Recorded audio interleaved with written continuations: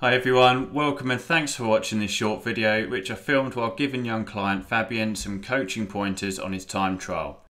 We picked the Rhine District Wheelers course Q1033 to do this as it's on a fairly sporting and technical course. We start with Fabien doing this corner here at the bottom of quite a long and fast hill. The video doesn't do it justice, but at this speed it's quite a fast corner. My first thoughts were that although Fabien has a nice high cadence, it is perhaps a little higher than we'd want as he isn't able to keep his upper body that still and there's quite a lot of movement on his bike. His line through the corner is quite good, hard to tell from where I'm standing filming, but he carries the speed well through and into the typically longer and faster section of the course. Now we've moved a little further down the road as I wanted to get a clip of Fabien riding in more of a straight line to show him his position. Again, there's some upper body movement we want to get rid of as this is causing too much turbulence. When you look at him side on, although having a good position, his head could be further out of the wind. To remedy this, I asked him to focus on getting his chin closer to his bars while maintaining line of sight down the road.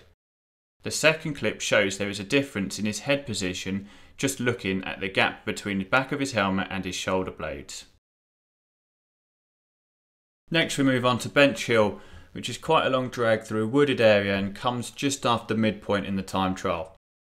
Depending on your speed and ability to put power out in each position, you could actually come up off the aero bars for this, and you will need some playing around to figure out which is best for you.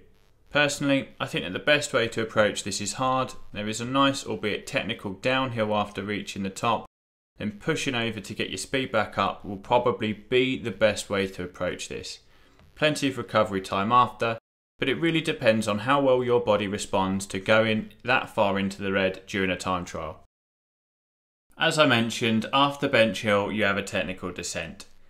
As Fabien can't see if there's any oncoming traffic, he takes a very good line and maintains his speed well into the next corner.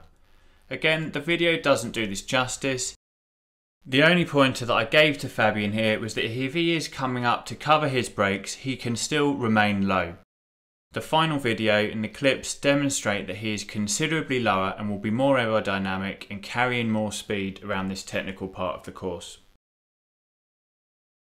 The final clip is taken from the finish line, which comes quite a way after we last saw Fabien, and there's a few lumps and bumps in between, again which I'd advise pushing harder uphill and recovering on the downhill.